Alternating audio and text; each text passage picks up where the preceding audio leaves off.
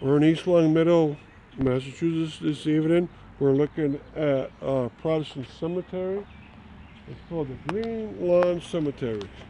Established in 1828, and its origin was actually in Longmeadow. So it's one of 4 Protestant cemeteries in Longmeadow that when East Longmeadow broke off, they gave to East Longmeadow, but they gave 3 of them has into associations that were private, and they gave 1 directly to the town of East Longmeadow. So these were East Longmeadow pioneers, but it was still owned by Longmeadow at that point. And this happens to be one of the ones that was given to an association. And I still believe it's still under an association. And it's in 2 parts. And what we're going to talk about is, in this part, the part that's more towards the north. And then the road cuts right through it. And what we're going to do is we're going to talk about the oldest row first, and then work inwards just a bit. You can see there's some brownstones back there against the fence. Now, this is wonderful because at least the first 4 on the far left have not been rotated to face the other direction. Now, when they buried a Protestant person, they always buried the person with their head towards the west, their feet and legs lined up towards the east. The headstone would face towards the west, and the footstone, which existed for all burials until 1850, that footstone would have pointed outwards and towards the east. So there was no inscription inwards towards the body. All inscriptions were outwards. The larger one was always towards the west, and the smaller one, usually with just initials, would be towards the east. And so there were 3 that are buried into the ground as vertical tablets, 4 of them, and 5 of them, they could not rotate them. They had to pull them out.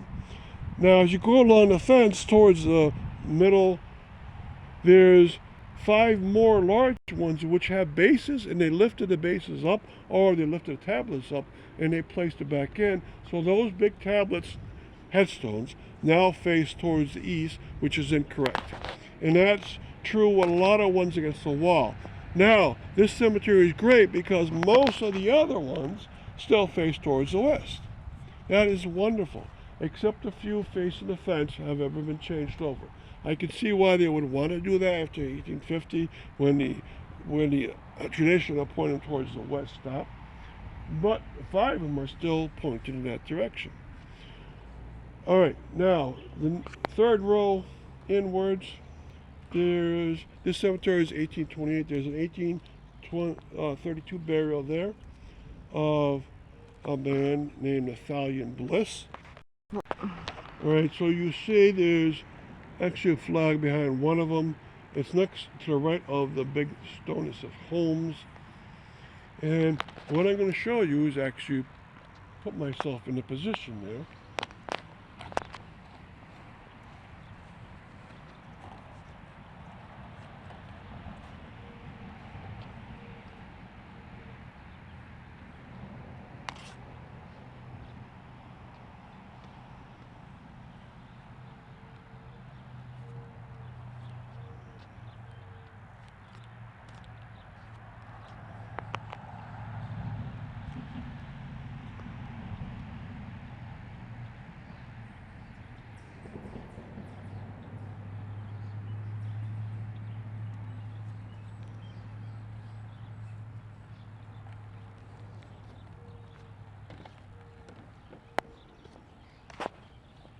All right, so that position I took up is the position that a body would have been buried in.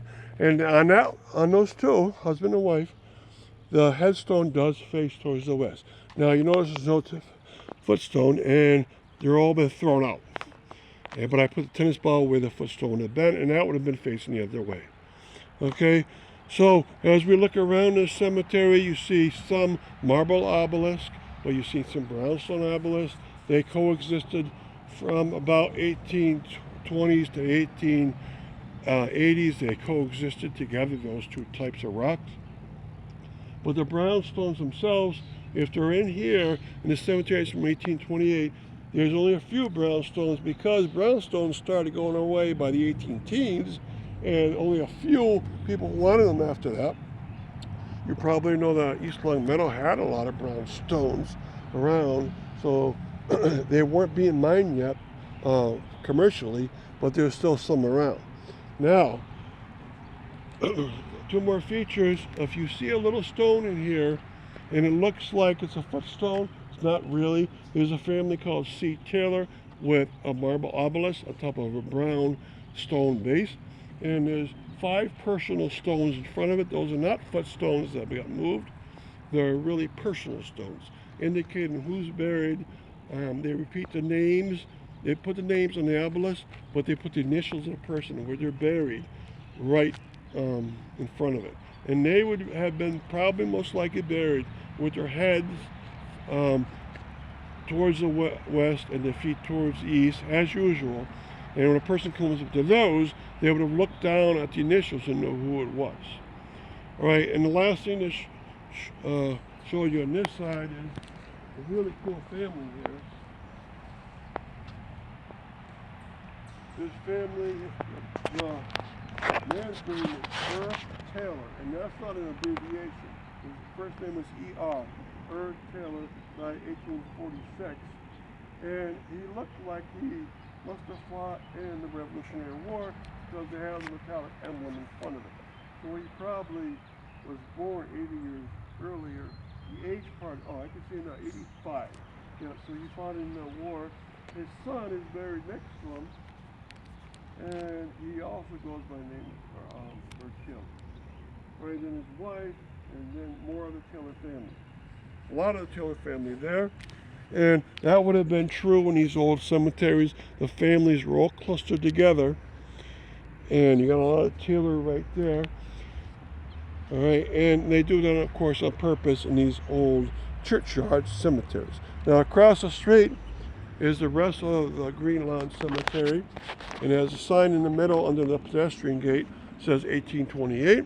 Above it, in the curved entablature, it says in memoriam James H. Rankin, and he's buried in this part of the cemetery. He died in 1927, and the portal is made in a neoclassical style. Then there's 2 gates on each side, but only one with columns on each side. So the one on this side with columns has a year in it. It says 1932. So his wife put it up in his name. 5 years after he died, they put the wall in the gate structure and then extended it with a wrought iron fence. And the same is true on this side, much simpler. There's no year embedded into the columns, but it goes onwards this way. And for another stop, we're going to have a drive-through in that part of the cemetery for you. All right, and what we're going to do now is do a 360.